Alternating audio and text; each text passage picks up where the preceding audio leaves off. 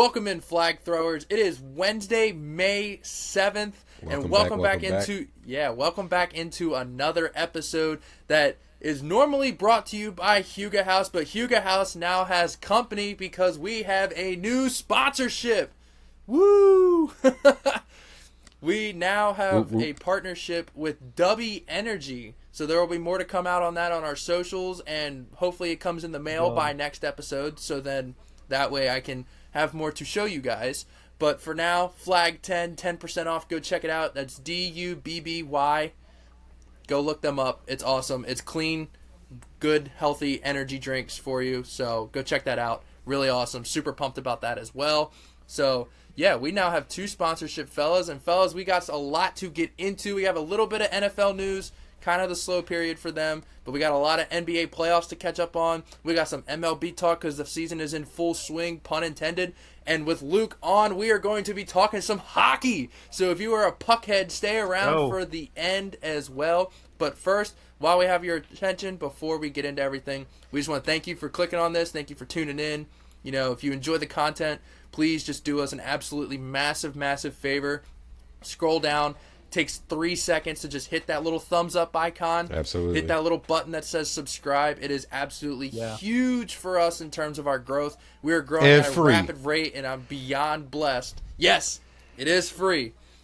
Beyond blessed of how fast we are growing. So we just want to thank everyone for tuning in. And if you're new, welcome. If you're returning, thank you so much. Please tell your friends and people that you know that might like sports. But yeah, guys, now the podcast is growing. Let's get into it. So we're going to start first with the NFL news because I feel like that's the least amount, and I feel like that's what a lot of people are tuning in for because I feel like a lot of people want to hear my opinion on a certain kicker being cut. Fellas, did you hear about that? Yes, I did. Well, actually, you were the one that broke the news to me because I haven't been on too many social media outlets. Yeah.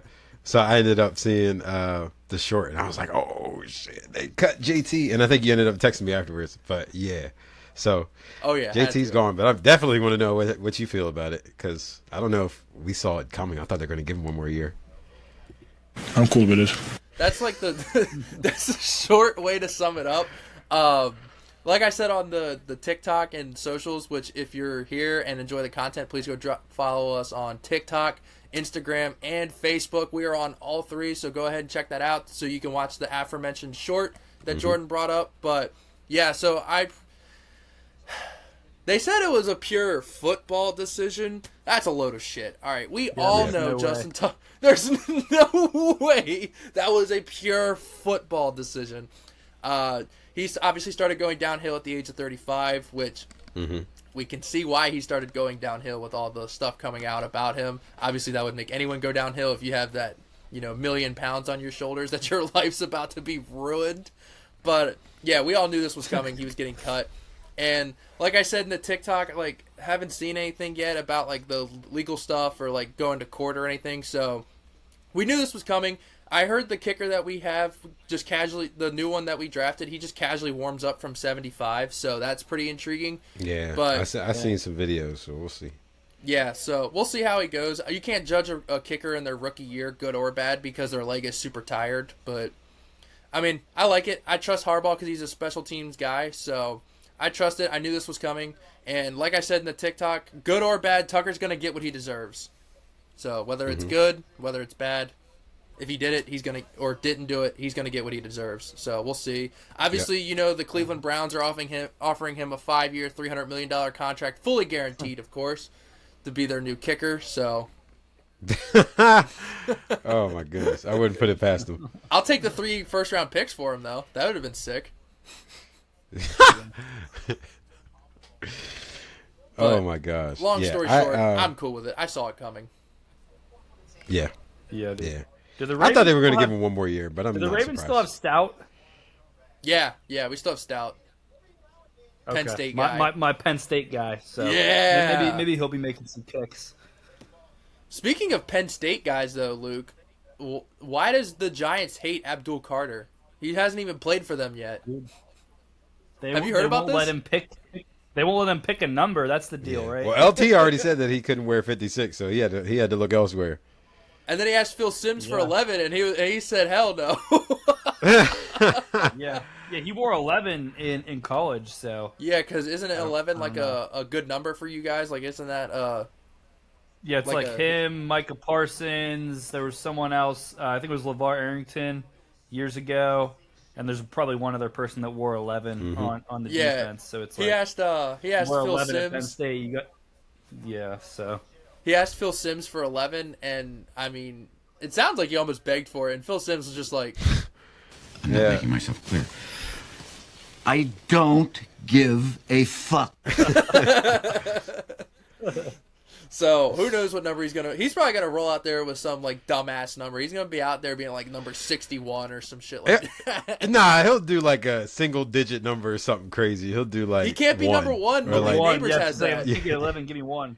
I know. I'm just saying. Like I'm just giving an example. He'll do like Malik a single Neighbors digit number or something like that. He'll do Dame Lillard do 00. Yeah. And I don't think he can be number 0. I think Brian Burns is number 0. He'd have to be 00. Yeah, probably so. Knowing him.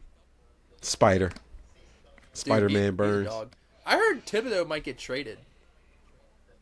They picked up his 5th year. I mean, maybe that's to make it a little bit more lucrative. It makes it easier to trade. We'll see. Yeah.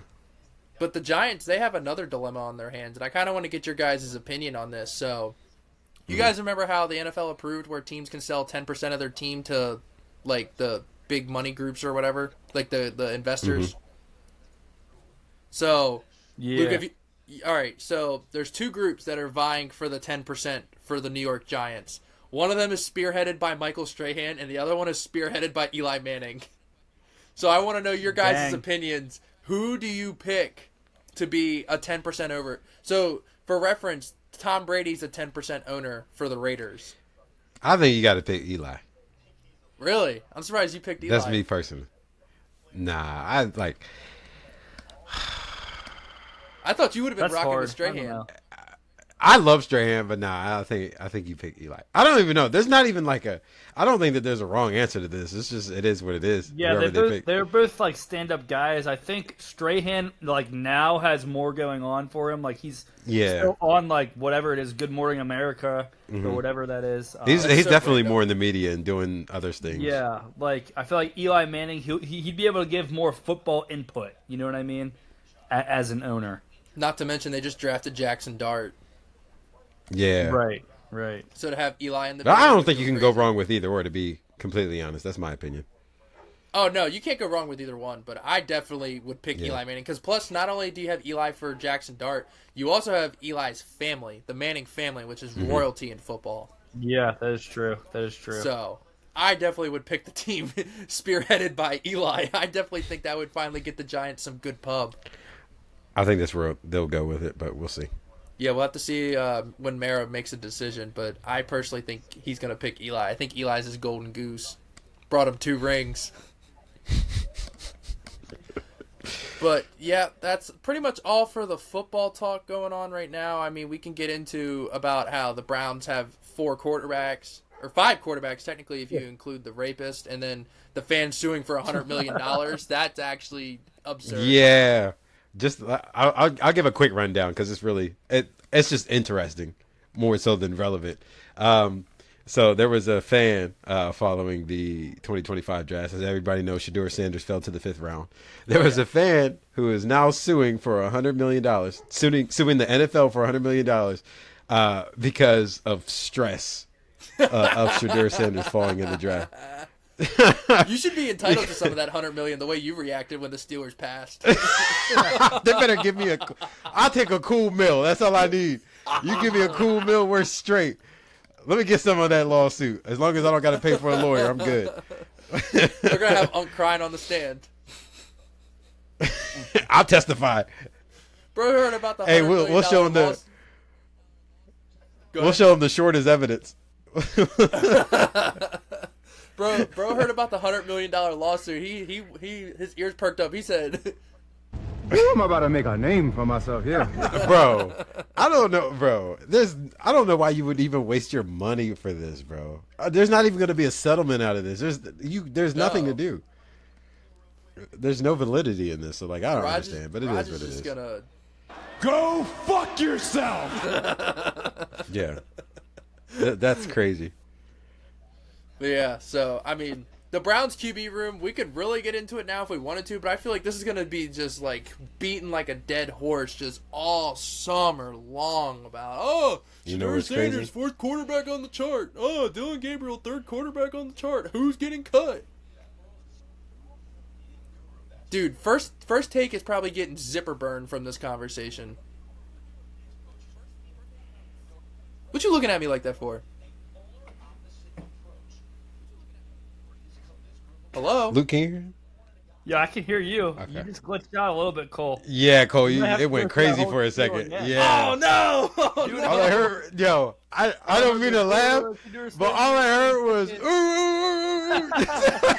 That's all I heard. I was trying not to laugh because I was trying to understand. No, I was making fun of all the boring suit pundits that are like, Yeah, I heard your voice, but like, it just cut every time. I couldn't tell what you were saying. Yeah. Oh man, I delivered a good joke too. I mean, I said about how this whole conversation being drug out. First take's gonna get zipper burned from talking about it.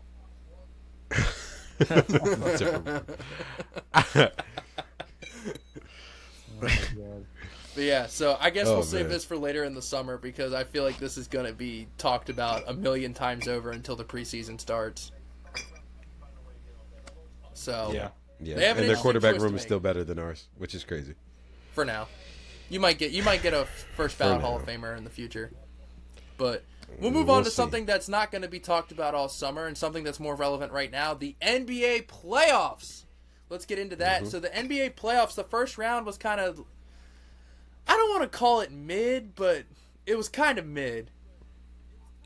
I mean, in my opinion, the best series was the Rockets and Golden State, or the Nuggets and the Clippers. Oh yeah. But like most of the series were pretty much belt to ass. I mean, it was pretty cut and dry. But the second round's been bringing the boom because the Pacers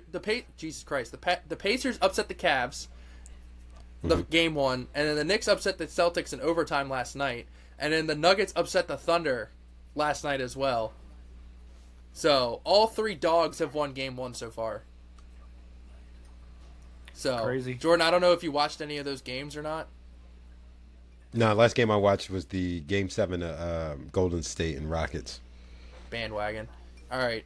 Freaking Jalen Green only dropped 8 points. Disappointed the hell out of me. All right. Well, I'll do a little quick rundown then. So the Knicks and Celtics, the Celtics shot 63s, missed 45 of them. So that's why they lost. The Knicks, though, they missed 17 free throws. So like it was really like neither team really played that well. But Jalen Brunson just caught fire at the end of the fourth quarter and into overtime. So that's what happened there. The Nuggets and Thunder was really close. Shout out Booker T for what he said about his joking. But didn't Jokic drop like 40? Yeah. They were trying to like force him to score rather than like being a facilitator. Like they were forcing him to ball hog, which is what he doesn't like to do, and he still put up 40. And Aaron Gordon hit a buzzer beater to win that game. So that was pretty sick. And then the Pacers, they just ran up and down the court on the Cavs, man. And the Cavs, for Game 2 that's tonight, and obviously we'll know the result by the time of this airing, but Game 2, there's Mobley's out, Garland's out, and there's one more that's out. I think it's DeAndre Hunter. So they have a lot of their good players out. So the Pacers could steal both in Cleveland. That'd be sick. Yeah. That would make especially with the year that they had. What were you saying, Luke? Yeah. That would make it tough on the Cavs if they went down 0-2, then had to go back to Indiana. Well, Celtics better be careful, man, because if they go down 0-2 to the Knicks somehow in the Garden in Boston, then they're going to be in trouble going back to Madison Square Garden. Nah, they'll get it together. Going into that series, the Celtics, according to Vegas, had smaller odds to sweep than the Knicks did to win the series. It was like plus 400 to sweep and then like plus 5 or 650 to win the series. Damn. That's crazy. Yeah, I don't think I've insane. ever heard of that in the second round. Well, we'll just have to see if that stands up. Yeah, and then so that was pretty that's pretty interesting to start. But going back to the first round, man, Golden State just kept playing with their food, man. They almost blew it, but they just refused to go Draymond was away. hitting floaters and everything. That game pissed me off so bad, bro. I can't stand Draymond. Oh, my God. Steph did his thing. again, Jalen Green. I don't know what the freak How old is Draymond Green now? He's got to be like 37. 36. Hang on, I'll look it up. Yeah, bro. Place your guesses while I look it up. 37 for me. I think he's 38. All right, fellas. Oh, we all were wrong. 35. Oh, He's only 35? Dude, he's been around forever. 35, too. I feel like he's been in the league longer than I've been alive. Oh, that gray in his beard says otherwise. Dude. Yeah. But yeah, man, the Warriors, they just refuse to die. Yeah. But yeah, it doesn't help when the Rockets' best player wants to. I don't know. I'm like, he got injured game 6, and then I don't think he stayed out for too long. But I don't know if it's because of the injury. I don't think so. I think he just shrinks in big moments. Well, Jalen Green needs to get better at hunting buckets than hunting MILFs, because he needs to be the. I was about to say the same thing. Instead of worrying about Drea ain't worried about you. Worry about that series. Bro, Luke, he knocked up a woman that's like old enough to be his mom. And don't forget the fact that she's like the baby mama of like 3 NBA players. It's not just Jalen Green. Yeah, it's not just Jalen Green. Nah, she gets passed around, dog. She's like in her early 40s, and he's like in his early 20s. Yeah. Dude. Wow. So yeah, it's bad.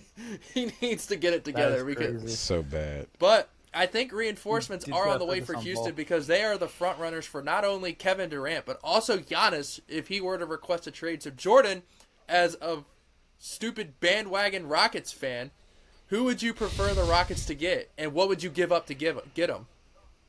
And more importantly, who's untouchable? I'd rather have Giannis. Who's untouchable on the Rockets? Like Jalen Green's untouchable. Jalen Green for sure. I would say the center. Yeah, Sengun definitely. Who's the forward? Thompson? Not Dylan Brooks, the other guy. Thompson? Thompson, yeah, Amin Thompson. Yeah, him. Van Vliet can probably go. We got to think from the Bucks' perspective. They have no picks. They have no young players, so they're going to want somebody. Yeah. Maybe Jabari, even though Jabari didn't turn out to be what we wanted him to be. I know. Realistically, they're going to have to give somebody substantial up for. You'll probably have to give up and then like $1 million picks. Yeah, and then like $1 million picks. Sengun, Dylan Brooks, or Van Vliet, and then like 4 or 5 first-round picks. Yeah, Dylan Brooks can go. Okay, so then they'll probably want Van Vliet instead then. Especially because Dame tore Achilles. They'll need a guard. Yeah, Van Vliet, yeah. Even for his size, though, he's still when he wants to be. He's serviceable. Yeah. But he's not what he was when he was in Toronto, but he's still pretty decent. So, yeah, so maybe they'll take Giannis him. Going to the Rockets, and then KD, if the Rockets are off the board, will probably go to the Heat, is what I'm hearing. Mm-hmm. So that would be pretty sick as well. But who would they give up? Bam? They wouldn't give up Hero. They'll probably give up $1 million. They'll probably give up anybody but Hero and Bam, would be my guess. Yeah. But yeah, so we can get into real quick what's next for the Lakers and what's next for the Clippers. Both teams that got bounced unexpectedly. So the Lakers clearly need a big. I think they have 2 or 3 first-round picks that are tradable. So who are you targeting, and what are you giving up to go get them? Because I can't think AD's of already any gone. Bigs I can't think of any bigs on the board that are available for trade, like who they could go snag. To be completely honest, yes, they need a big, but Luka needs to drop some weight. Luka needs to drop some weight and play some defense. That was their problem. Dude was getting ran through like I can't say it on YouTube, but just know, bro. Yeah, nah, he was just getting ran through. Did you see when LeBron said he wasn't going to the Met Gala because of it? Everyone was reporting it like it was a Game 7. LeBron James out for tonight's Met Gala due to injury. I'm not kidding. Who's his Pro Bowl alternate? You know they got an alternate for the Pro Bowl. Who's his Met Gala alternate? Bronny. His all-star alternate. He said Bronny. Bronny's gonna wear like a Juice World themed suit. Hey, I'm not against that. I think that would be hard though.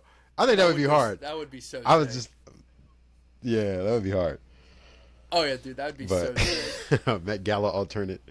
All right, so with the Clippers, right, when it comes to them, they have healthy Kawhi, healthy James Harden, Zubac, they had Powell, Like, they had all their pieces, but maybe don't play the Nuggets in the first round. I mean, I don't really know where they go from here.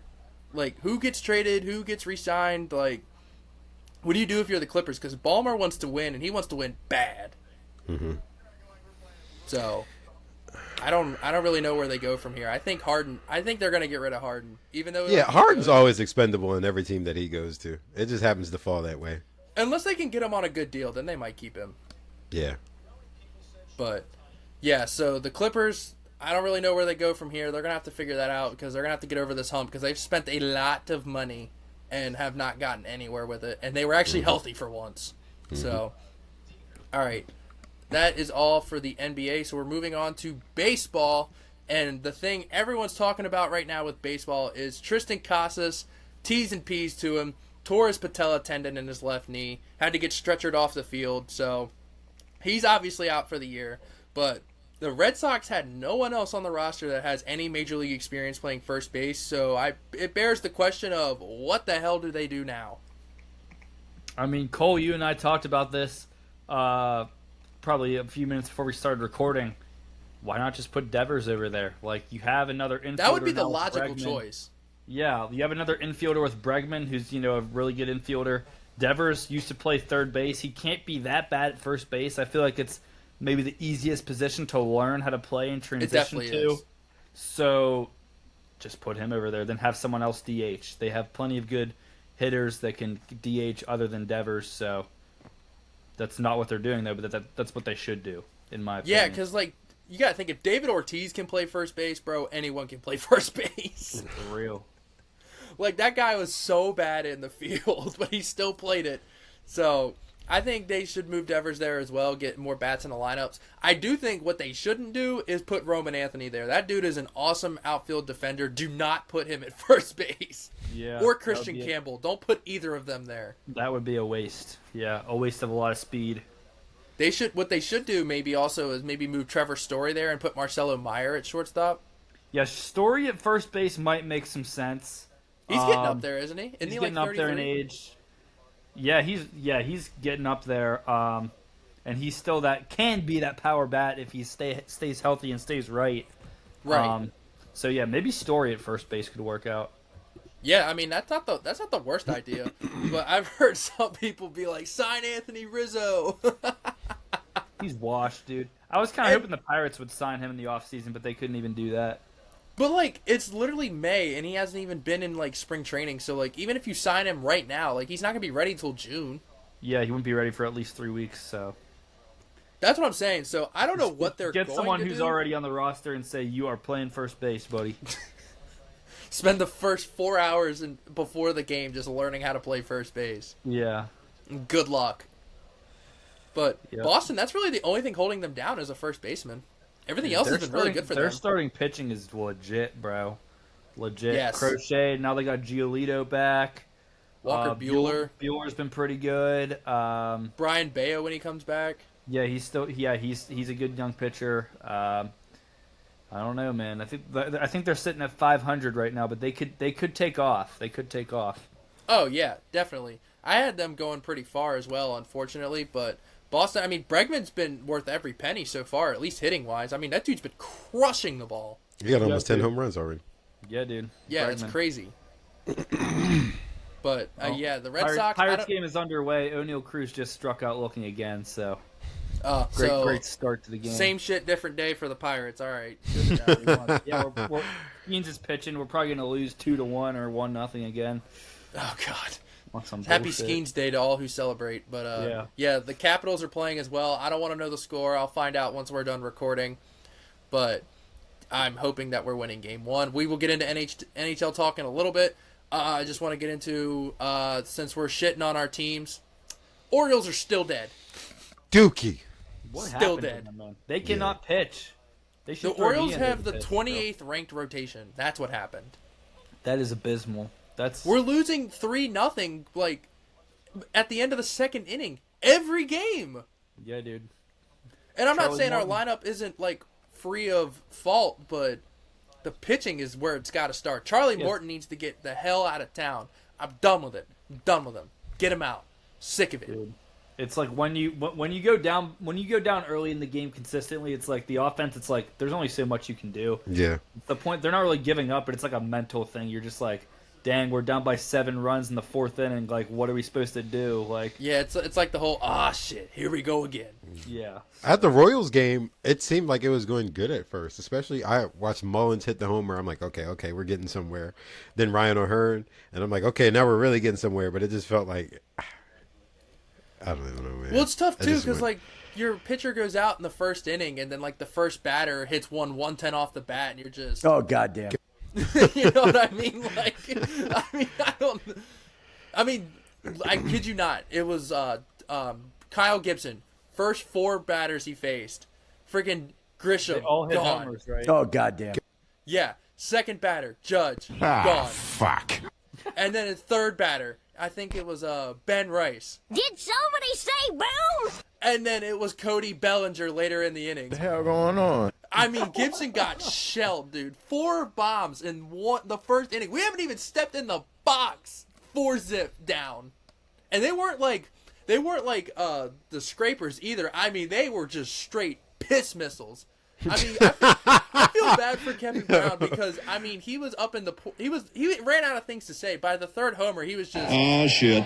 like he didn't really know what else to say at that point. So, I mean, his 2nd start he did better, but everyone talked. Oh, Kyle Gibson when he comes back. Oh, it's gonna turn around. First 4 fucking batters he faced gone. Dude, it's brutal.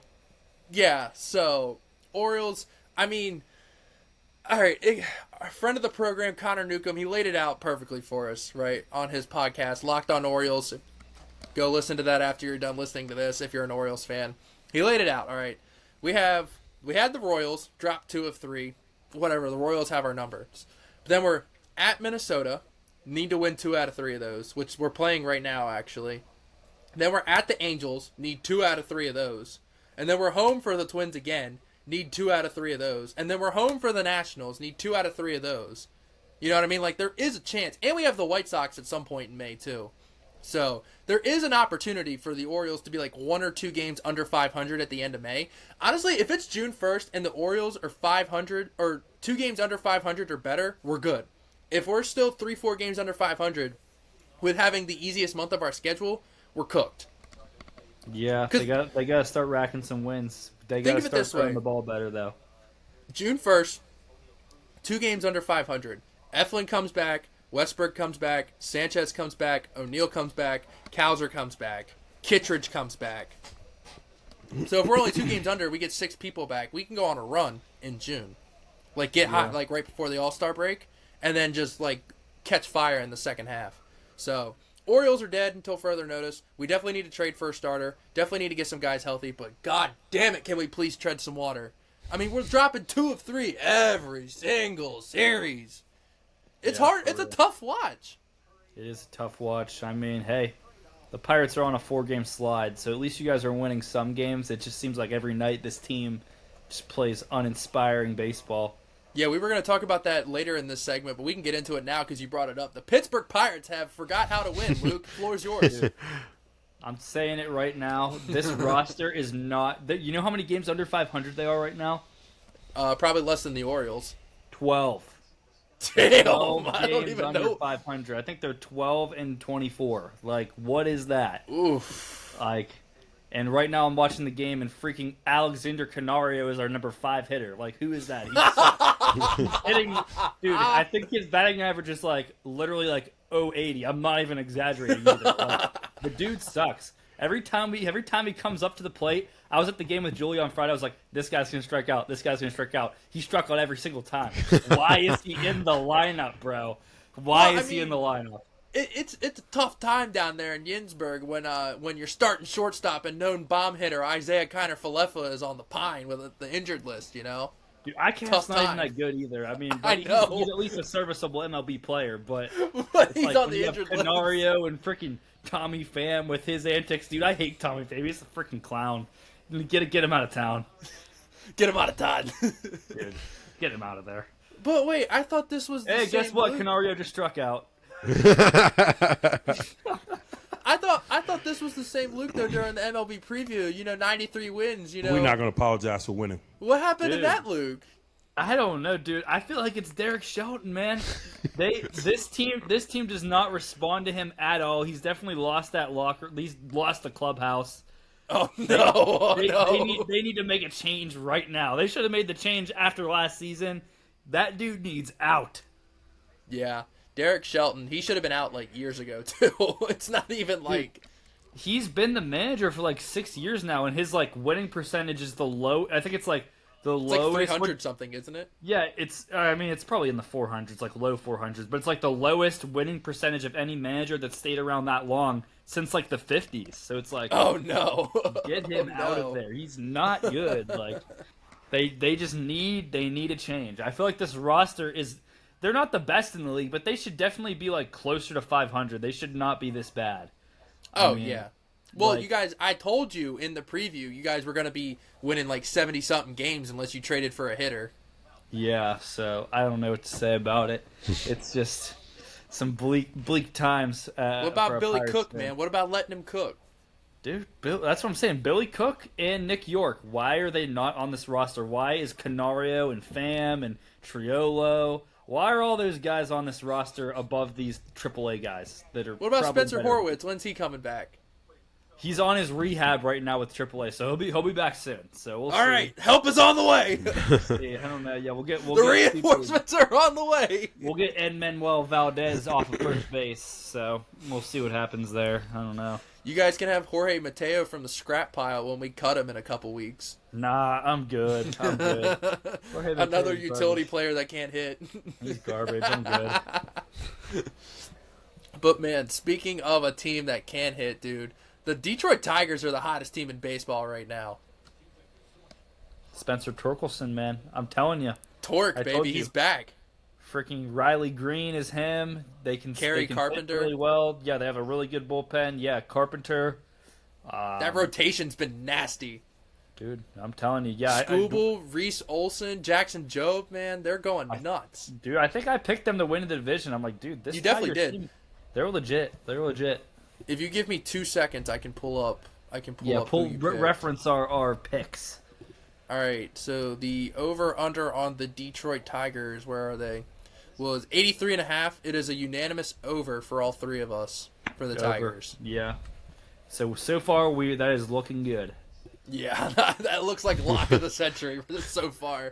I mean, they are white hot. They spanked the shit out of the Orioles when they played them. Yeah, dude. And they moved Baez to center field. Baez is actually like not playing good now. Yeah, it's crazy. It's like vintage Baez. Who knew all he had to do was move to center field to remember how to hit? Yeah, remember how to not swing at balls that are 10 feet off the plate. Jordan, this is a guy that was like World Series MVP caliber type player for the So Cubs. when did he fall off? When he the Cubs. Damn. But this year he's been coming back. Back to form. Yeah. I mean, the Tigers gave him a huge contract, and then he sucked for a while, but now they moved him from shortstop to center field, and he's like kind of balling out a little bit. So. He robbed a couple homers I've seen. Yeah, like he's a good outfielder just naturally. So isn't the manager of the Tigers Hinch, the one that was the manager for the Stros when they won their World Series? AJ Hinch, man. Yeah, he's a good manager. Yeah, this guy knows how to coach a ball club. Yep. Pirates need someone who knows what they're doing. Oh man, Glaber, Colt Keith. Which, by the way, I packed a signed Colt Keith, so I'm rooting for him to make the All-Star. You telling me Mike Tomlin can't coach baseball too?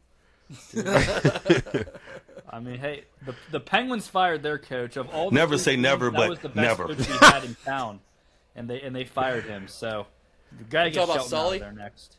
Yeah, Penguins fired Mike Sullivan. Yeah, did you see how much money he got from the Rangers? I didn't see the actual dollar amount, but I heard he's now the highest paid coach of all time in the NHL. Yeah, $6 to $7 million. Dude, that's crazy. 6 to 7. Yeah, somewhere in that range. It only took him like 3 days to get hired. It was like the Penguins fired, and then like later that week he was hired by the. Is that annually? Yeah. Okay. They threw the bag at him, dude. That's like who's the highest paid coach in the NFL? Can't think. Probably Andy. Yeah, this is like an NFL coach making like $30 million a year. I mean, this is like an absurd amount for an NHL coach. Yeah. Like this is unprecedented. Sheesh. This is like the Giants firing Dayball and then just throwing like $30 million at John Harbaugh. Yeah, for real. That's probably the best comp I can give. It is Andy Reid, $20 million annually. Yeah, so this is like the Giants firing Daboll and then throwing $25 million at John Harbaugh. Jeez.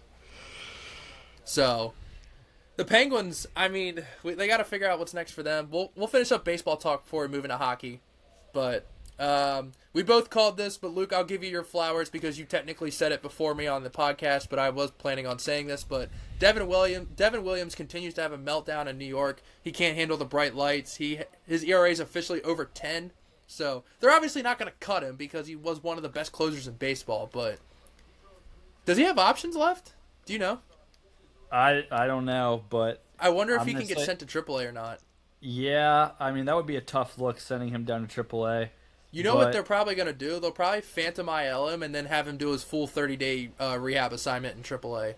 Yeah, which shouldn't be allowed, but it is. But yeah, I don't know. I called it. Yeah. I told you, under those New York lights, he was not going to do well. I knew when he shaved the beard he was fucked.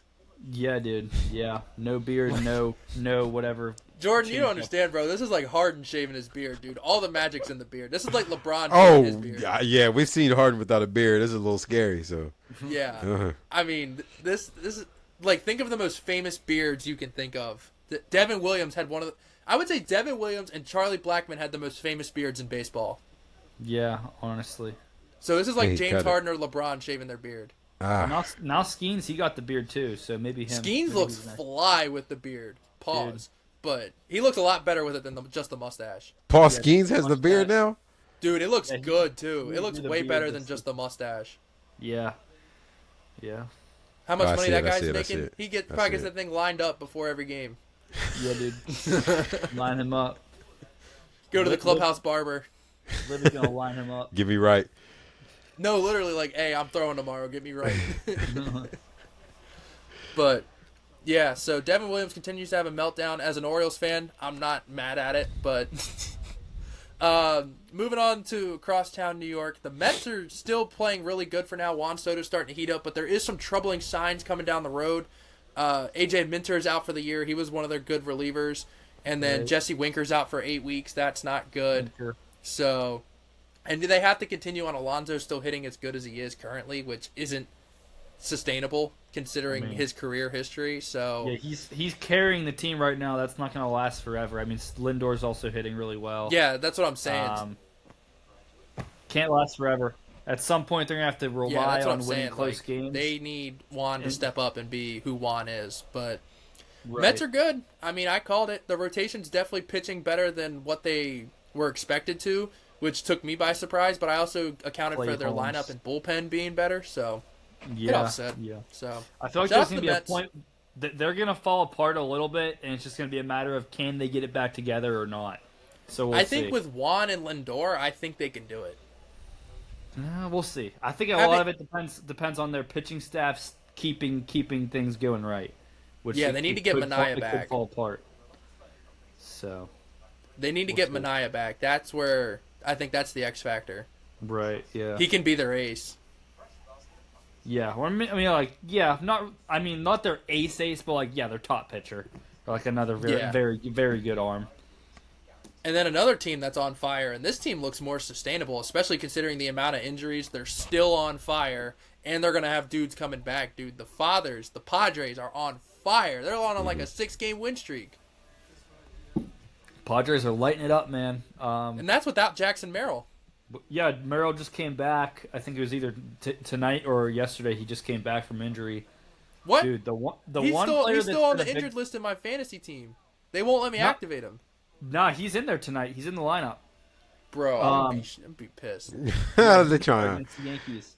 But I'm going to say the one pickup that's looking the best for them, like kind of underrated, under the radar, Nick Pivetta, dude. Pivetta is shoving. Yeah, dude, he's been shoving. Then you got King. You still have, Cease. Cease has been okay. He's been, not really making it that deep in any starts. History suggests he'll bounce back. Yeah. Yeah. I mean, I was at the game on Friday when we played the Padres, and the Padres had Cease on the mound. The Pirates actually got to him a little bit, but oh, really? Yeah, I mean, we made it a 1-run. I think it was 5-6 at one point. We were losing, and then the bullpen just lost it for the Pirates. But yeah, we got to Cease a little bit. You want to hear a funny story about Dylan Cease? What's up? About him shaving his beard? No, this is a personal story. So Haley and I went to a White Sox-Orioles game one time. I was off on a Wednesday, and the Orioles had like a 1 o'clock game that day against the White Sox. This was like a couple years ago. And so we went to the game, and Cease was pitching, and bro got shelled for 7 runs in the first inning. White Sox manager didn't pull him, and then he went 5 scoreless afterwards. Sheesh. So he gave up 7 runs. The Orioles lost that game, by the way. No, the Orioles ended up losing. Dang. Yes, this was during the year we won 100 games too. That hurts. That hurts. Yeah, Cease gave up 6 or 7 runs in the first inning. He no hit him the next 5, and then the Orioles end up losing that game. Man, I guess the first thing was just his little warm up. Well, they were just tattooing whatever he was throwing, and then he stopped throwing it, and then he just shoved through the lineup. Damn, that's crazy. I can't remember if it was his changeup or his curveball, but it was something off speed that he was throwing, and the Orioles were just tattooing it, and then he just stopped throwing it, and the Orioles just could not hit him. Wow. Sheesh. But yeah, so that's a fun story about Dylan Cease when he was still on the White Sox. And then last thing, Jordan, you're not getting out of it. The Angels they're we were literally fired. Yeah, me and Luke were talking about it earlier. They're a dumpster fire right now. I don't want. Okay, so sorry, Kyle. Yeah, of course I'm going to root for the O's when they play them in a couple weeks. Right. But either way, I think I'll have something to say out of that series. Hey, Kyle might go to the game. I told him about it. He said he might go to a game this weekend. Which one? Because it's in Anaheim. Oh, okay. Never mind. Yeah. Yeah. No, if he was in Maryland, we'd be hanging out, bro. Yeah. I wouldn't just let him be in Maryland and not go hang out with the guy. So yeah, so shout out Kyle.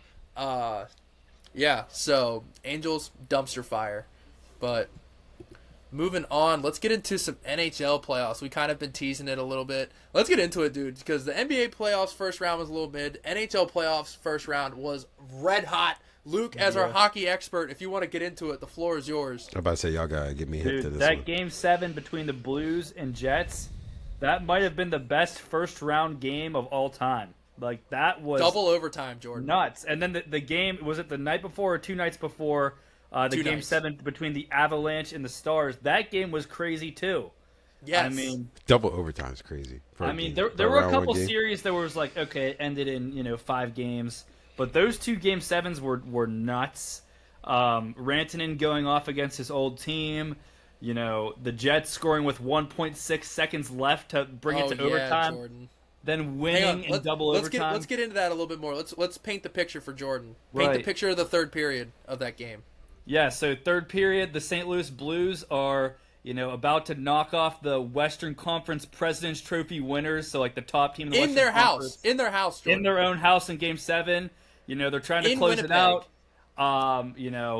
There's I think they had a face-off with it wasn't a face-off. There's 10 seconds left. Someone fans, someone misses. The Jets finally get the puck back with 2 seconds left. Throw it toward the net. It gets tipped in for a goal with 1.6 left on the clock to tie the game. Not to mention, it was 2 minutes left. They were down by 2 goals. They pull the goalie and they score 2 goals in 2 minutes. Yeah. So heartbreaking for the Blues. If you're a Blues fan at that point, you're like, okay, you're just waiting for that goal in overtime. It goes to double overtime. They play a full period without them scoring. I think there was 15 or 16 minutes into the double overtime, into the second. Yeah, it was almost 3 overtimes. Yeah, the Jets score. I think it was Cole Perfetti, young player, gets the goal. Dog. He's a dog. Dog. And the Jets are moving on. Who are they playing next round? I think it's the Stars.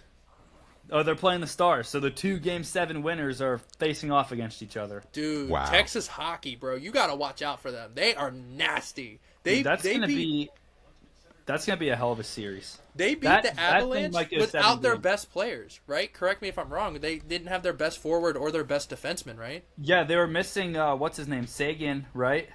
I think so. Someone else. And, yeah, one of their top defensemen was out.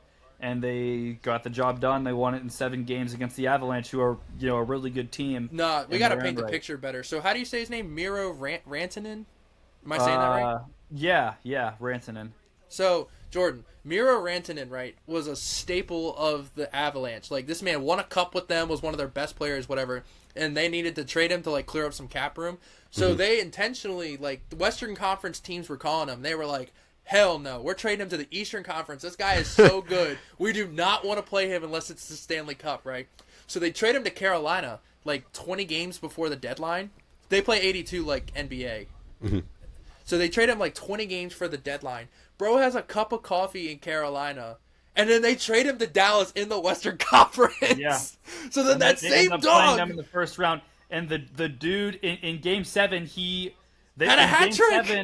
He had a hat trick. The Avalanche were up 2-0 with 12 minutes left in Game 7, and this dude scores 3 goals. He had a point on the other goal he didn't score, so he puts up 4 points in 12 minutes to knock off his whole team. Dude, it was nuts. Yes, like it is. That's storybook. Dude, like, it was nuts. It was crazy. And also another piece of storybook from the Jets and Blues game. Jordan Binnington was Canada's goalie when USA played Canada. Connor Hellebuck was USA's goalie, the Jets goalie. So Hellebuck got his revenge on Binnington. And they say Hellebuck can't win a big game.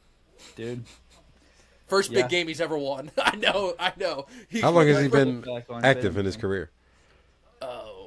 6 years? Okay. Yeah, he's been around a little bit. Yeah, he's really good, but hasn't really won much in the playoffs. So. No, Jordan, I don't think you understand, bro. This guy is literally going to win MVP of the NHL, but he chokes in the...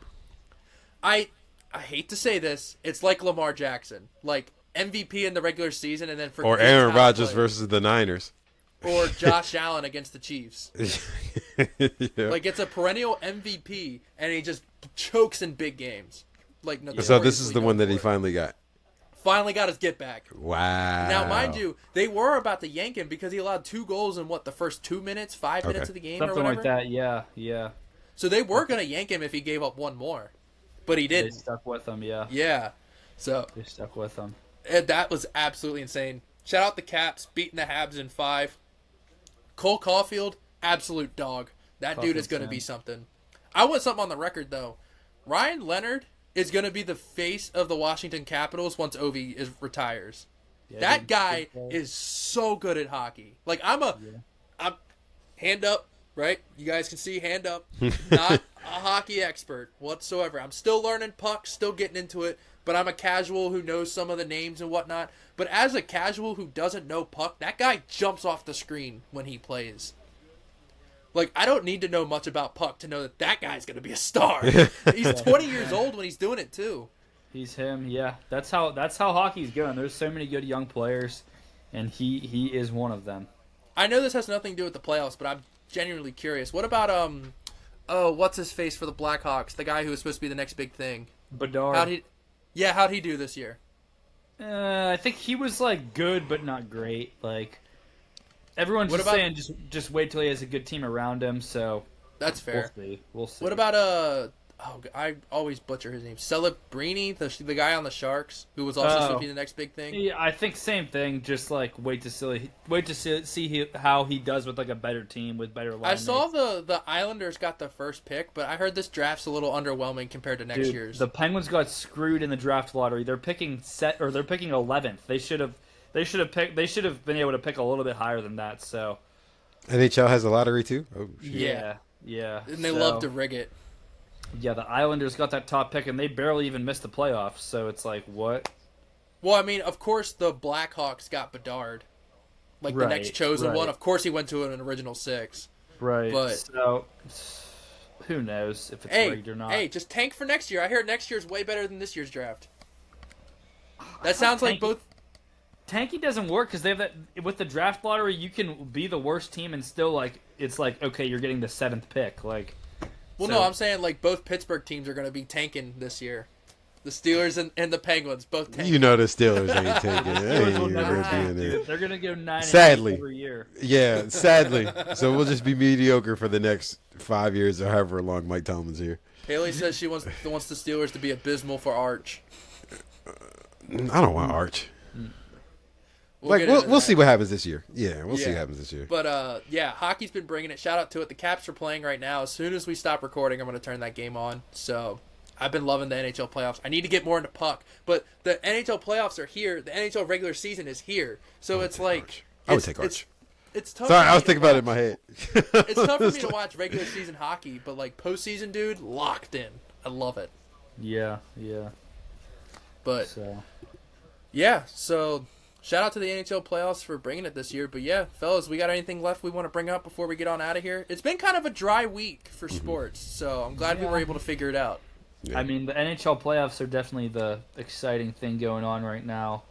I don't know. Yeah, it's been great. Well, I want to say thank you, fellas. Thank you, Luke, for always coming on. It's always a blast, especially since you and Cole. Bringing the juice. Yeah, especially when it comes to MLB and hockey. Appreciate you coming on and bringing another aspect to the show.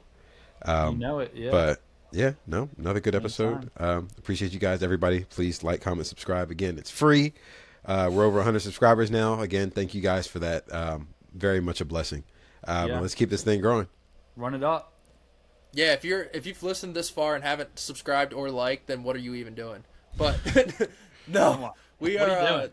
Yeah, that's what I'm saying. But no, we're very grateful for everybody who takes the time out of their day to listen to us talk sports. It means the absolute world to me, and I just love the growth that we're on and the path that we're on, and I can't wait to see where we go. But fellas, I appreciate you both. This is so much fun, and as I always end it, we're not going to apologize for winning. No, we are not. We will see you all next week, flag throwers. See ya. Let's